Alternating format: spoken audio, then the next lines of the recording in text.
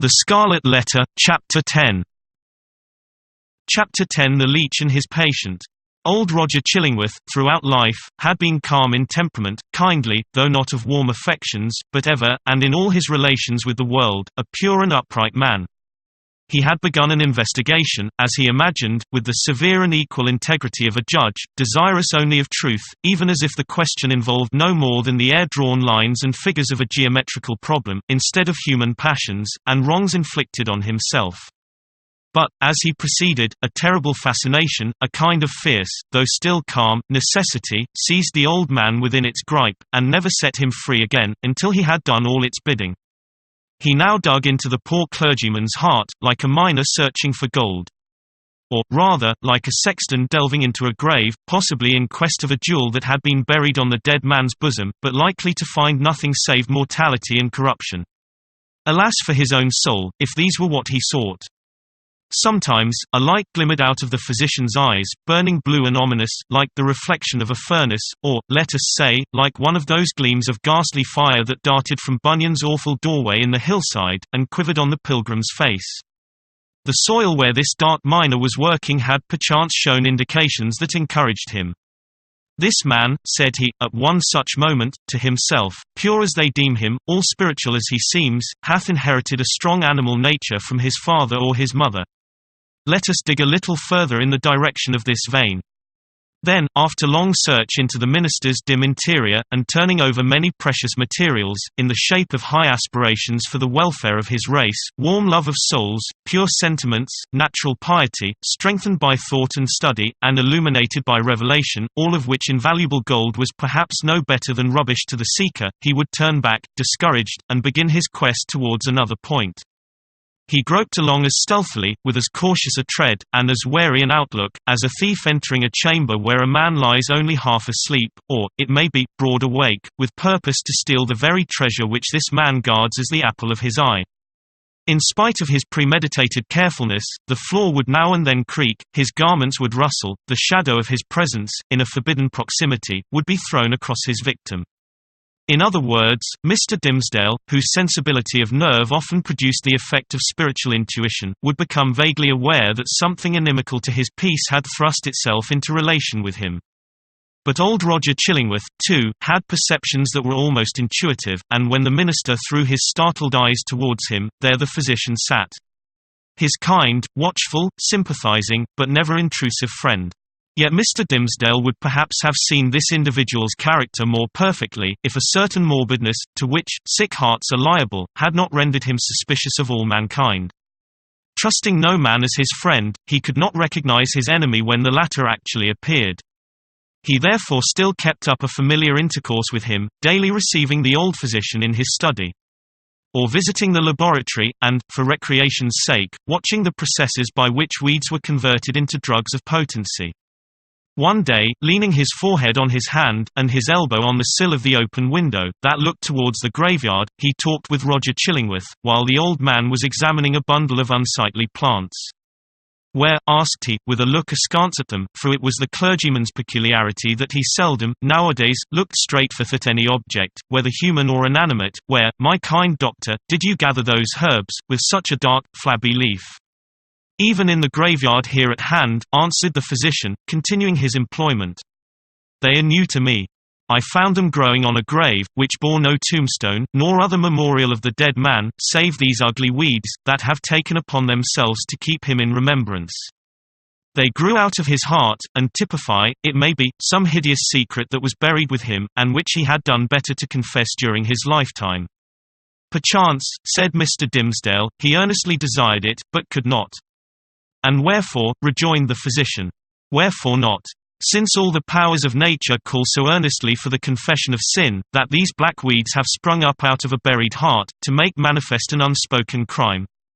"That, good sir, is but a fantasy of yours," replied the minister. "There can be, if I forebode aright, no power, short of the divine mercy, to disclose, whether by uttered words, or by type or emblem, the secrets that may be buried with a human heart. The heart, making itself guilty of such secrets, must perforce hold them, until the day when all hidden things shall be revealed." Nor have I so read or interpreted Holy Writ, as to understand that the disclosure of human thoughts and deeds, then to be made, is intended as a part of the retribution. That, surely, were a shallow view of it. No. These revelations, unless I greatly err, are meant merely to promote the intellectual satisfaction of all intelligent beings, who will stand waiting, on that day, to see the dark problem of this life made plain. A knowledge of men's hearts will be needful to the completest solution of that problem. And I conceive, moreover, that the hearts holding such miserable secrets as you speak of will yield them up, at that last day, not with reluctance, but with a joy unutterable. Then why not reveal them here? Asked Roger Chillingworth, glancing quietly aside at the minister. Why should not the guilty ones sooner avail themselves of this unutterable solace? They mostly do, said the clergyman, griping hard at his breast as if afflicted with an importunate throb of pain. Many, many a poor soul hath given its confidence to me, not only on the deathbed, but while strong in life, and fair in reputation. And ever, after such an outpouring, oh, what a relief have I witnessed in those sinful brethren! Even as in one who at last draws free air, after long stifling with his own polluted breath. How can it be otherwise? Why should a wretched man, guilty, we will say, of murder, prefer to keep the dead corpse buried in his own heart, rather than fling it forth at once, and let the universe take care of it? Yet some men bury the secrets thus, observed the calm physician. True, there are such men, answered Mr. Dimmesdale. But, not to suggest more obvious reasons, it may be that they are kept silent by the very constitution of their nature.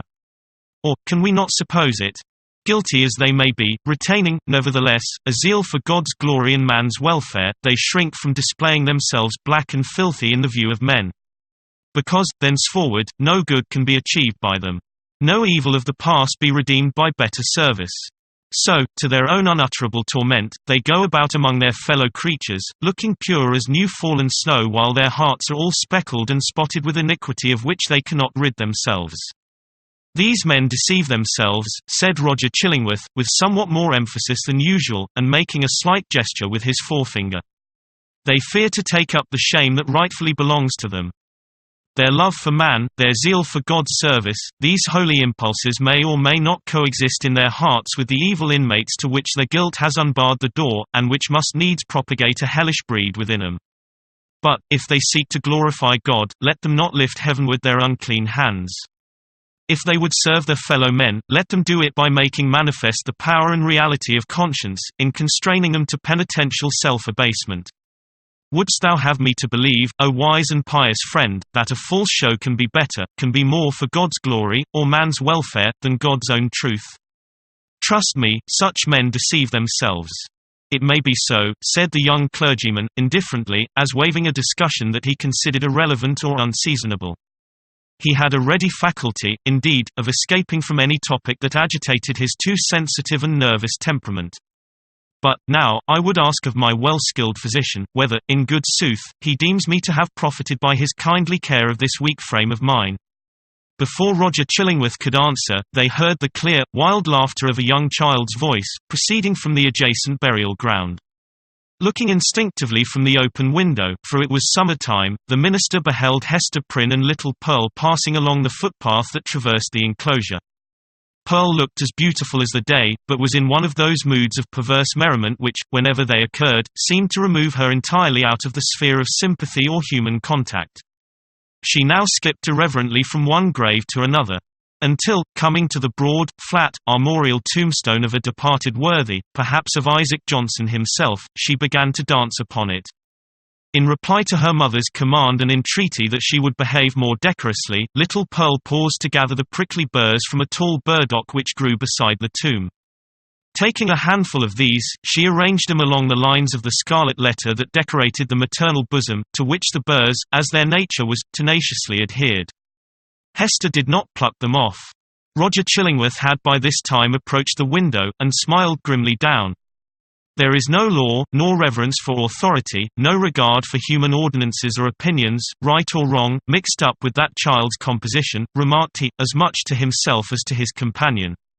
I saw her, the other day, bespatter the governor himself with water, at the cattle trough in Spring Lane. What, in heaven's name, is she? Is the imp altogether evil? Hath she affections? Hath she any discoverable principle of being? "None, save the freedom of a broken law," answered Mr. Dimmesdale, in a quiet way, as if he had been discussing the point within himself. "Whether capable of good, I know not. The child probably overheard their voices. For, looking up to the window, with a bright, but naughty smile of mirth and intelligence, she threw one of the prickly burrs at the Reverend Mr. Dimmesdale. The sensitive clergyman shrunk, with nervous dread, from the light missile. Detecting his emotion, Pearl clapped her little hands, in the most extravagant ecstasy. Hester Prynne, likewise, had involuntarily looked up, and all these four persons, old and young, regarded one another in silence, till the child laughed aloud, and shouted, "Come away, mother! Come away, or yonder old black man will catch you. He hath got hold of the minister already.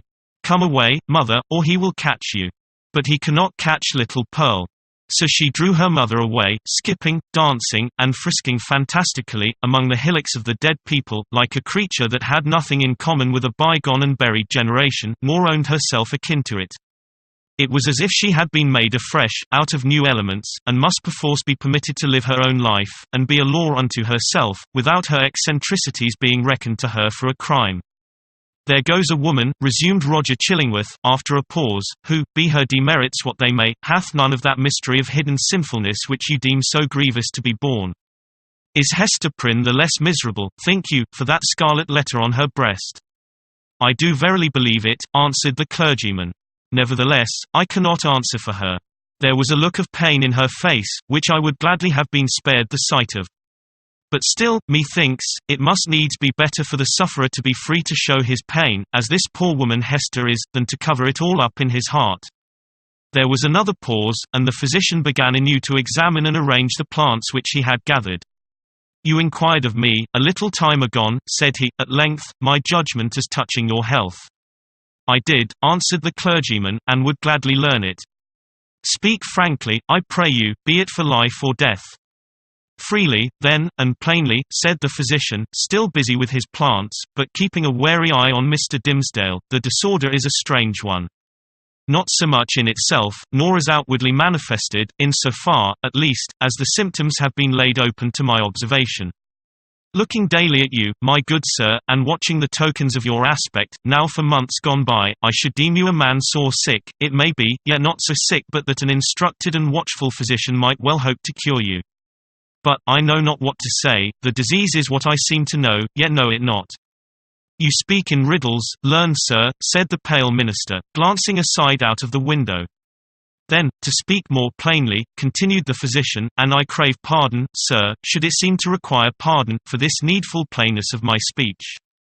Let me ask, as your friend, as one having charge, under Providence, of your life and physical well-being, hath all the operation of this disorder been fairly laid open and recounted to me?" "How can you question it?" asked the minister. "Surely, it were child's play, to call in a physician, and then hide the sore." "You would tell me, then, that I know all," said Roger Chillingworth, deliberately, and fixing an eye, bright with intense and concentrated intelligence, on the minister's face. "Be it so. But, again, he to whom only the outward and physical evil is laid open, knoweth, oftentimes, but half the evil which he is called upon to cure. A bodily disease, which we look upon as whole and entire within itself, may, after all, be but a symptom of some ailment in the spiritual part. Your pardon, once again, good sir, if my speech give the shadow of offense. You, sir, of all men whom I have known, are he whose body is the closest conjoined, and imbued, and identified, so to speak, with the spirit whereof it is the instrument." "Then I need ask no further," said the clergyman, somewhat hastily rising from his chair. "You deal not, I take it, in medicine for the soul." "Thus, a sickness," continued Roger Chillingworth, going on, in an unaltered tone, without heeding the interruption, but standing up, and confronting the emaciated and white-cheeked minister, with his low, dark, and misshapen figure, "a sickness, a sore place, if we may so call it, in your spirit, hath immediately its appropriate manifestation in your bodily frame. Would you, therefore, that your physician heal the bodily evil? How may this be, unless you first lay open to him the wound or trouble in your soul?"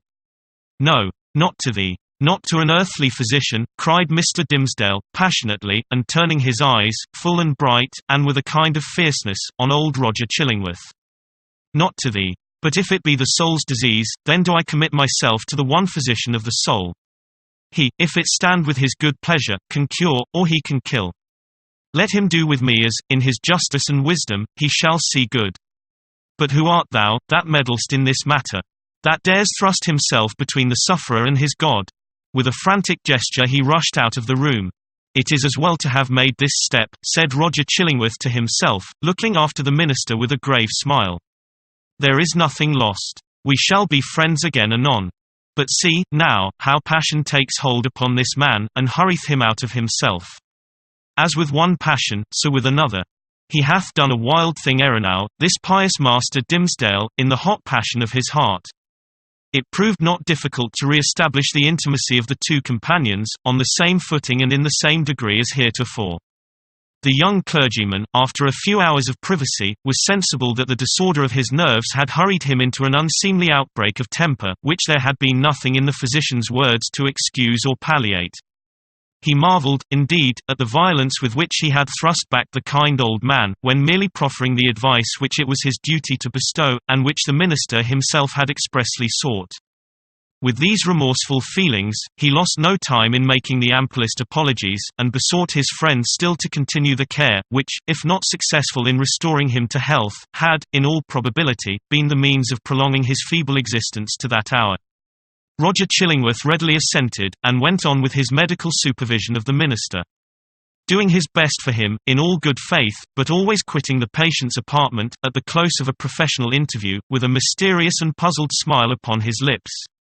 This expression was invisible in Mr. Dimmesdale's presence, but grew strongly evident as the physician crossed the threshold. A rare case, he muttered. I must needs look deeper into it. A strange sympathy betwixt soul and body. Were it only for the art's sake, I must search this matter to the bottom. It came to pass, not long after the scene above recorded, that the Reverend Mr. Dimmesdale, at noonday, and entirely unawares, fell into a deep, deep slumber, sitting in his chair, with a large black letter volume open before him on the table.